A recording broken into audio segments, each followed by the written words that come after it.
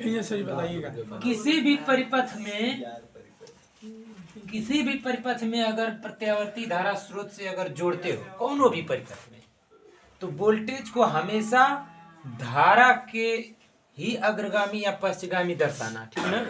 धारा को हमेशा ही अक्ष पे प्रदर्शित कर देना, ये सबसे आसान तरीका है अग्रगामी पश्चगामी समझने के लिए। ये बताओ कि अगर जैसे मान लो कि धारा इसमें प्रवाहित हो रही है, इसमें धारा इधर, जिधर भी धारा प्रवाहित हो रही है तो उसे के समान कला में इसका वोल्टेज भी होगा ना। प्रतिरोध में तुम लोग पढ़े हो, प्रतिरोध में जो धारा के समान कला में वोल्टेज होता है। तो हम क्या कर रहे हैं कि धारा के समान कला, मान लो कि धारा ये है I और इसी की कला में ये वोल्टेज है VR, इसी की कला में है, ठीक है। और हम जानते हैं कि किसी परिपथ में अगर संधारित्र जुड़ा हो प्रत्यावर्ती धारा परिपथ में, तो उसका वोल्टेज धारा से 90 अंश पश्चगामी हो जाता है। यही नहीं पढ़े थे कि धारा से 90 अंश पश्चगामी हो जाता है। तो ये धारा है, इस धारा से 90 अंश पश्चगामी कर दो, ये हो गया VC, ठीक है। यानी संधारित्र का जो वोल्टेज है धारा से 90 अंश पश्चगामी है, और जो प्रतिरोध का वोल्टेज है वो धारा की ही समान कला में है, जो कि तीनों तुम लोग पढ़ चुके हो, अलग अलग पढ़ चुके हो ना। संधारित्र को भी, प्रतिरोध को भी और प्रेरकत्व को भी अलग अलग पढ़ चुके हो। तो इसमें जो है कि धारा के समान कला में वोल्टेज प्रतिरोध का वोल्टेज होगा, और धारा से 90 अंश पश्चगामी संधारित्र का वोल्टेज होगा। तो 90 अंश पश्चगामी का मतलब इधर, अग्रगामी रहता तो आगे किया जाता ऐसे, ठीक है। ये 90 अंश पश्चगामी। अब बताओ कि जो प्रत्यावर्ती धारा स्रोत जो इसको दिया गया है वो V बराबर V0 sin ओमेगा t है। तो इसका परिणाम, ये परिणामी हो जाएगा, इन दोनों का परिणामी V के बराबर होगा। तो इसका परिणामी निकालोगे तो यही आएगा परिणामी, ठीक है। ये है V, ठीक। और जो परिणामी है वोल्टेज, वह है इसकी धारा से फाई कला पश्चगामी होगी। जो परिणामी वोल्टेज होगा वह प्रत्यावर्ती धारा स्रोत की धारा से फाई कला पश्चगामी होगी। ये नहीं कि 90 अंश, कुएं का तुल्य वोल्टेज V तो इसको दिया गया, अब ये अपने अनुसार वोल्टेज अलग अलग स्थापित हो जाता है इस पर। तो इन दोनों का परिणामी जो होता है, अब इसको परिणामी बना देगा, ठीक है। ये जो है इन दोनों का परिणामी हो जाएगा। अब इस वोल्टेज को, परिणामी वोल्टेज को धारा से फाई कला पश्चगामी कर देगा। बात समझ में आ रही है? अब बताओ कि अगर इसका हमको परिमाण निकालना रहेगा तो हम क्या करेंगे? कड़ी में परिमाण इसका निकालना रहेगा तो V बराबर पाइथागोरस प्रमेय से करड़ी में VC का स्क्वायर प्लस VR का स्क्वायर, ठीक है, पाइथागोरस प्रमेय से। अब ये हो जाएगा VC बराबर क्या होगा? IXC का स्क्वायर प्लस IR का स्क्वायर। अब दोनों में से I स्क्वायर बाहर कॉमन करोगे तो करड़ी के बाहर आएगा तो खाली I हो जाएगा। करड़ी में क्या बचा? XC स्क्वायर प्लस XC का स्क्वायर प्लस R का स्क्वायर, ठीक है। V बराबर, अब I को पक्षांतर करोगे तो क्या हो जाएगा? V बटा I इक्वल टू करड़ी में XC का स्क्वायर प्लस R का स्क्वायर। तो ये बताओ कि ये प्रतिबाधा है, प्रेरण प्रतिघात, संधारित्री प्रतिघात है। इसका मात्रक ओम होता है, इसका भी मात्रक ओम होता है। V बटा I ये भी तो प्रतिरोध ही होगा ना, तो इसका भी मात्रक ओम ही होगा, ठीक। तो इसलिए हम इसको क्या कहेंगे? प्रतिबाधा, संधारित्री प्रतिबाधा। ठीक है, इसे हम जेड से प्रदर्शित कर देंगे। जेड बराबर हो जाएगा करड़ी में एक्स का स्क्वायर प्लस आर का स्क्वायर, या हम एक्स सी को ये भी लिख सकते हैं, क्योंकि चूंकि एक्स सी बराबर होता है ओमेगा 1/सी ओमेगा सी। ठीक, तो हम एक्स सी के जगह 1/ओमेगा सी रख सकते हैं, इसका स्क्वायर प्लस आर का स्क्वायर, जेड बराबर, ठीक है। या ये भी हम लिख सकते हैं जेड बराबर करड़ी में 1/2πfc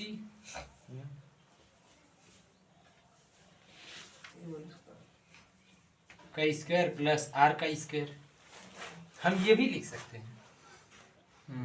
बात समझ में आई? अब देखो जो पश्चगामी होगा वोल्टेज पूरी धारा से फाई कला पश्चगामी होगा ना, तो हम इसका कलांतर कैसे निकालेंगे? tan फाई से बराबर VC/VR। कलांतर के लिए परिणामी वोल्टेज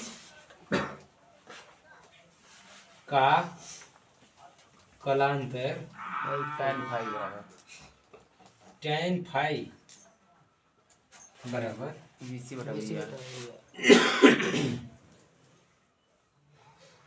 इसके लिए हाई लंब होगा और ये आधार होगा, तो ये VC है ना, ये VC है तो ये भी VC होगा, VC/VR, अर्थात ये हो जाएगा tan phi equal to I XC/IR, I से I कट जाएगा तो XC/R हो गया, या हम tan फाई इक्वल टू लिख सकते हैं 1/2πfcr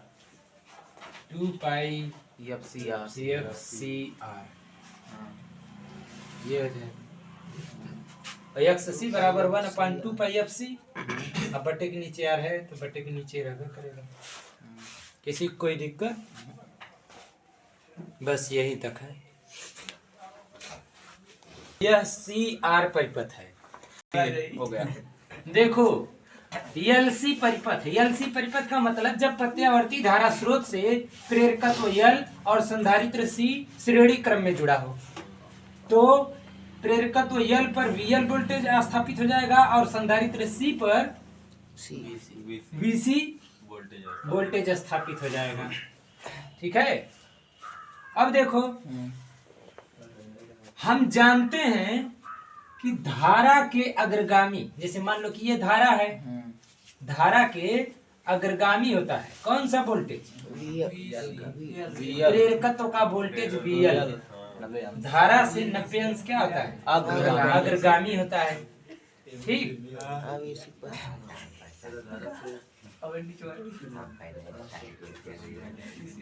और धारा से 90 अंश, धारा से 90 अंश पश्चगामी होगा संधारित्र का वोल्टेज, संधारित्र का वोल्टेज VC। हम यही नहीं जानते हैं, बताओ। तो जब धारा से 90 अंश अग्रगामी हो जाएगा प्रेरकत्व का वोल्टेज, और धारा से 90 अंश पश्चगामी हो जाएगा संधारित्र का वोल्टेज, तो सीधी सी बात है ये दोनों विपरीत हो गए वोल्टेज। यानी कि जो प्रेरकत्व का वोल्टेज है, जो प्रेरकत्व का वोल्टेज है उसके बिल्कुल विपरीत कला में संधारित्र का वोल्टेज हो गया। यानी कि जब हाई एक दिशा में अधिकतम होगा तो ये वाला दूसरी दिशा में अधिकतम होगा। बात समझ में आ रही है? अब तुम लोग सोचोगे कि जब ये एक दिशा में अधिकतम होगा, हाई दूसरी दिशा में अधिकतम होगा, दोनों का वोल्टेज है खत्म। तो हो सकता है अगर ये दोनों बराबर होते, है कि नहीं? मगर इसमें कोई एक ठो अगर ज्यादा वोल्टेज होगा, कोई एक ठो कम होगा, तो अधिक वाले में से कम वाला घट जाएगा, अब वही परिणामी वोल्टेज होगा। बात समझ में आई? वही परिणामी वोल्टेज होगा। इसका मतलब कि जो धारा स्रोत से जो वोल्टेज आया है, ये दोनों अलग अलग मान के अगर रहेंगे, जैसे जिनका प्रतिबाधा अलग अलग हो, प्रतिघात अलग अलग हो, तो उनके उनके वोल्टेज की कला में जो डिफरेंस होगा विपरीत होगा, तो अधिक वाले में से कम वाला घटेगा, जो घटने के बाद जो बचा वही परिणामी वोल्टेज के बराबर होगा। बात समझ में आई? अर्थात V बराबर हो जाएगा VL minus VC, VL minus VC। जैसे इसमें मैं दिखा दिया हूँ कि VL का वोल्टेज ज्यादा है, VC का वोल्टेज कम है, या इसमें से कोई भी अधिक कम हो सकता है, चाहे हाई अधिक हो हाई कम हो, यही ना। अब देखो जो VL माइनस VC है, तो जो परिणामी वोल्टेज आएगा हाई आएगा, VL माइनस VC। बात समझ में आया? यह VL माइनस VC यहाँ तक, ठीक, इतनी दूरी तक। मान लो कि इसमें ये अंतर है, इसे ऐसे कर दिया तो अंतर हो गया, ठीक है। VL और VC में अंतर है, डिफरेंस। अब बताओ, हम माइनस ही समझ रहे हैं इसको, तो V बराबर हम अब लिख सकते हैं VL के जगह IXL माइनस IXC, दोनों में से I कॉमन करके पक्षांतर कर दो, तो V बटा I equal to XL minus XC, ठीक है। देखो इस परिपथ में प्रतिरोध तो लगभग नहीं ही रहेगा, है ना। किसी भी चालक तार का प्रतिरोध शून्य नहीं होता है, मगर ये मान लिया जाता है कि बहुत ही कम है, अर्थात इसका परिपथ का जो प्रतिरोध है वो शून्य है। ये प्रतिघात भले हो सकते हैं मगर प्रतिरोध नहीं होगा, नगण्य प्रतिरोध का, ठीक है ना। अगर इसमें प्रतिरोध भी अगर लग गया तो LCR परिपथ हो जाएगा, ठीक है। यह LC परिपथ है। अब देखो वोल्टेज में धारा से तुम भाग करोगे तो क्या आता है? प्रतिरोध। तो यहाँ पर प्रतिबाधा आएगा, Z बराबर हो जाएगा XL माइनस XC, या हम Z बराबर ये भी लिख सकते हैं XL के जगह omega L minus 1 upon omega C, ठीक। हम इसको भी लिख सकते हैं, कोई दिक्कत, या हम इसको ऐसे भी लिख सकते हैं, अंतर नहीं दोनों में। अब देखो जो परिणामी वोल्टेज आएगा VL माइनस VC, वो इस धारा से 90 अंश अग्रगामी ही होगा, ठीक है ना। तो हमको tan फाई निकालने की कोई जरूरत नहीं है। क्यों? क्योंकि जो परिणामी वोल्टेज है वो धारा से 90 अंश अग्रगामी ही है। कहें अगर वोल्टेज संधारित्र का वोल्टेज अगर अधिक होगा, इसका वोल्टेज कम होगा, तो जो परिणामी वोल्टेज होगा वो धारा से 90 अंश पश्चिगामी हो जाएगा, बस यही आएगा, बाकी कुछ नहीं आएगा। बात समझ में आ रही है? इसको भी अब तुम लोग नोट कर सकते हो। ध्यान से देखना, पिछले वाले चित्र को ही मैं मॉडिफाई कर दिया हूँ, मतलब थोड़ा सा बदल दिया हूँ। इसमें LCR परिपथ है, एक बिल्कुल लास्ट है LCR परिपथ। प्रत्यावर्ती धारा स्रोत से तीन पैरामीटर श्रेणी क्रम में जोड़े गए हैं। पैरामीटर मतलब ये कंपोनेंट्स जो जोड़े गए हैं, एक प्रेरकत्व, दूसरा संधारित्र और तीसरा प्रतिरोध श्रेणी क्रम में जोड़े गए हैं, ठीक है। तो हम क्या जानते हैं कि धारा से ही वोल्टेज अग्रगामी या पश्चगामी होगा, तो हम धारा को लीनियर पहले खींच लेंगे, ये धारा होगा, ठीक है। तो हम जानते हैं कि जो धारा होती है, जो इसमें प्रवाहित होने वाली धारा है, धारा से प्रेरकत्व का वोल्टेज 90 अंश कलामी अग्रगामी होता है। तो बताओ ये VL इससे 90 अंश अग्रगामी है ना, और संधारित्र का वोल्टेज धारा से 90 अंश पश्चगामी होता है, तो संधारित्र का वोल्टेज VC है, और VC इस धारा से 90 अंश पश्चगामी है। तो ये दोनों विपरीत हो गए, तो अधिक वाले में से कम वाले को घटा देना, ये भी अधिक हो सकता है, ये भी अधिक हो सकता है, तो जैसी जरूरत पड़े। मान लो कि यहाँ पर VL का वोल्टेज अधिक है और VC वोल्टेज कम है, तो VL में से VC घटा देंगे तो है VL माइनस VC हो गया। परंतु प्रतिरोध में भी वोल्टेज रहेगा, और जो प्रतिरोध का वोल्टेज रहेगा वो धारा के ही कला में होता है। ये तुम लोग पीछे पढ़ चुके हो कि जब कोई धारा प्रवाहित होती है किसी चालक तार में और उसका कुछ रेजिस्टेंस है, तो उस रेजिस्टेंस में स्थापित विभवांतर उसी धारा के समान कला में होता है। तो बताओ, धारा के ही समान कला में इसका वोल्टेज हो जाएगा। बात समझ में आई? तो अब बताओ कि इन दोनों का परिणामी ये वोल्टेज और ये वोल्टेज, अब इन दोनों का रिजल्टेंट निकालना है हमको, तो हाई आएगा V, और यही पूरा वोल्टेज जो V आया है वही वोल्टेज यहाँ से मिल रहा है। बात समझ में आ रही है? तुम लोग कहोगे कि हम पूरा वोल्टेज जोड़ करके जो इकट्ठा V वोल्टेज बता रहे हैं, फिर ये नया वोल्टेज कहाँ से आ गया? नहीं, यही जो वोल्टेज आया है यही इन सब में बट गया है। बात समझ में आ रही है? तो ये हो गया LCR परिपथ का ये डायग्राम हो गया। ठीक है, अब देखो, जैसे मान लो कि इसको O मान लो, इसको A मान लो, इसको B मान लो, इसको C मान लो, नहीं, इसमें C है, D मान लो। ठीक है, अब देखो, धारा के 90 अंश अग्रगामी VL है और धारा से 90 अंश पश्चगामी VC है। VL अधिक है, VC कम है, इसलिए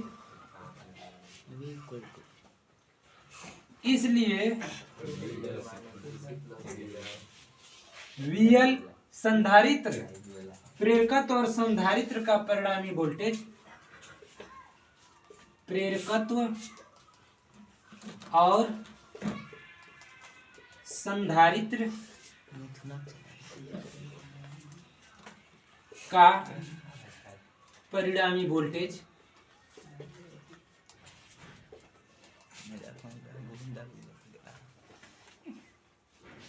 मान लो V डैश बराबर क्या होगा? VL माइनस VC हो जाएगा। ठीक है, अधिक वाले में से कम वाला घटा दोगे। ठीक, अब देखो, प्रतिरोध के विभवांतर से यह परिणामी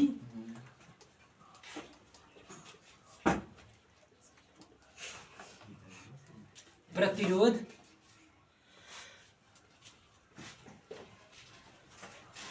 के विभवांतर से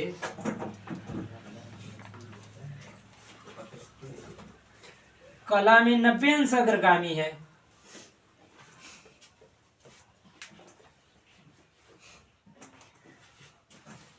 अग्रगामी है, ठीक है ना?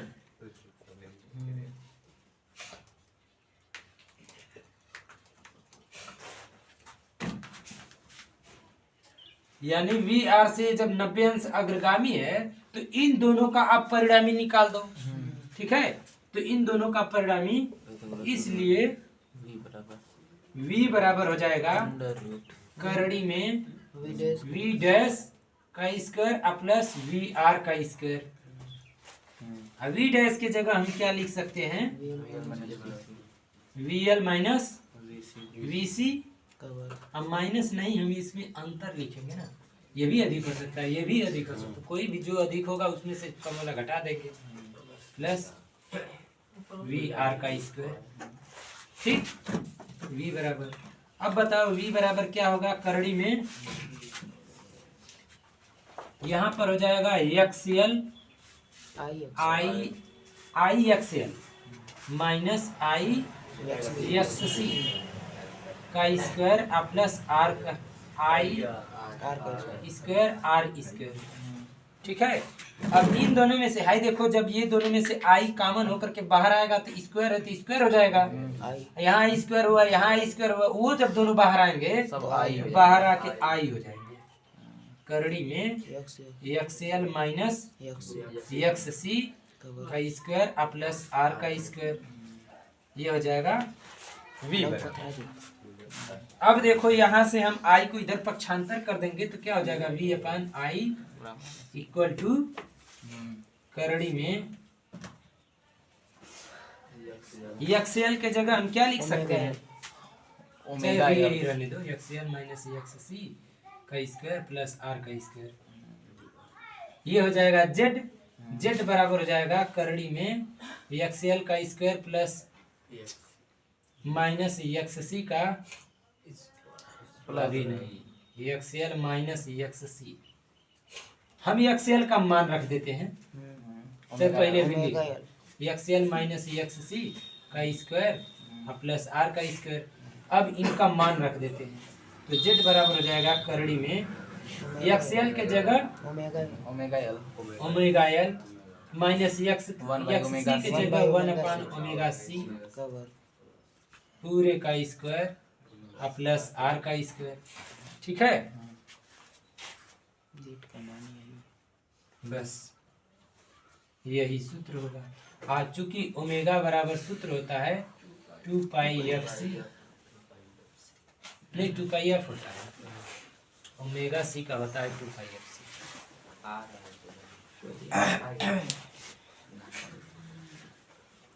ठीक है, देखो यहाँ पर जो z है वो प्रतिबाधा है, ठीक है, और एलसीआर परिपथ का ये प्रतिबाधा है, एलसीआर परिपथ का। अब देखो एलसीआर परिपथ में जो वोल्टेज होता है, एलसीआर परिपथ में जो वोल्टेज होता है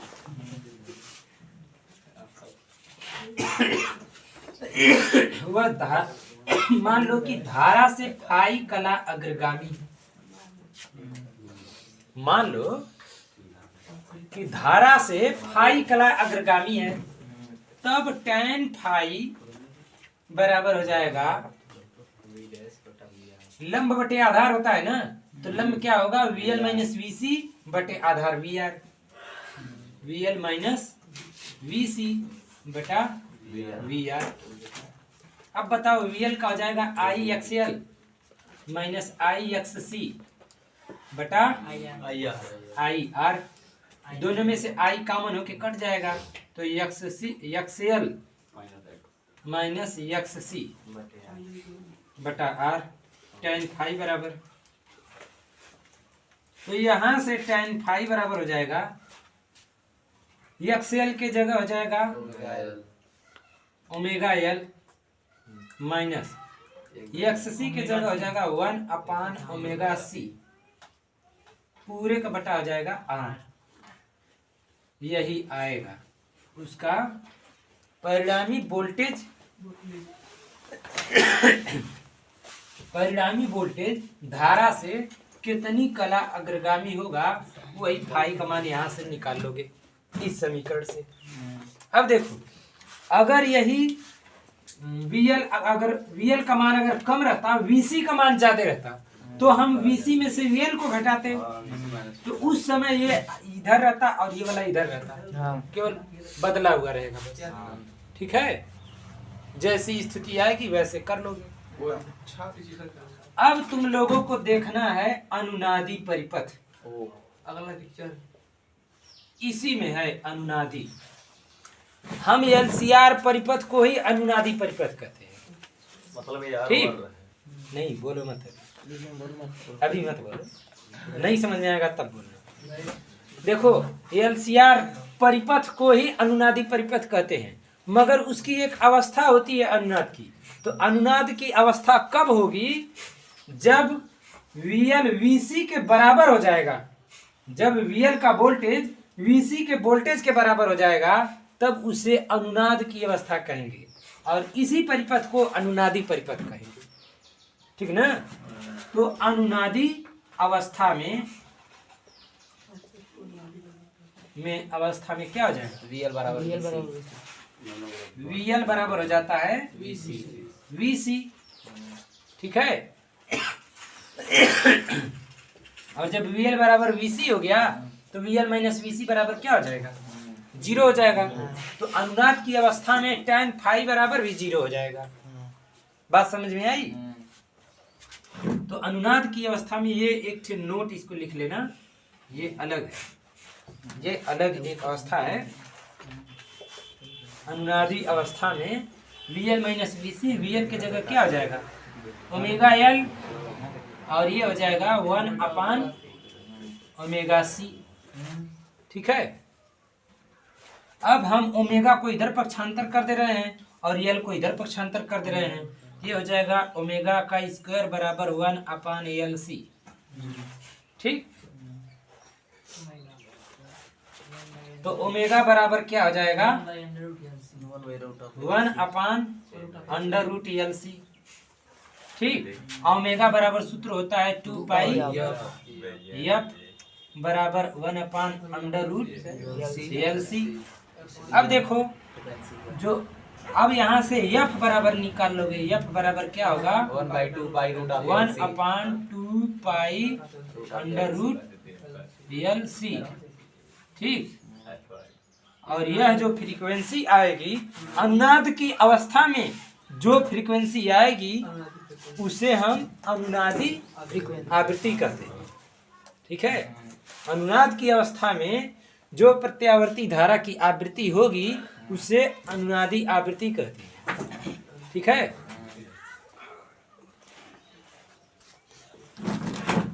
ध्यान देना, अनुनाद की अवस्था में जो प्रतिबाधा का मान Z है वो न्यूनतम हो जाएगा। बात समझ में, अर्थात कम हो जाएगा, इसका मान तो पूरा जीरो हो जाएगा ना। तो जब ये जीरो हो जाएगा तो Z बराबर R हो जाएगा।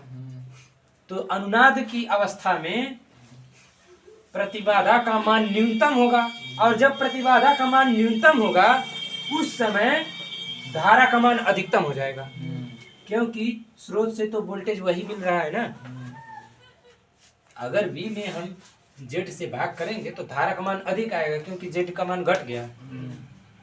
बात समझ में आ रही है?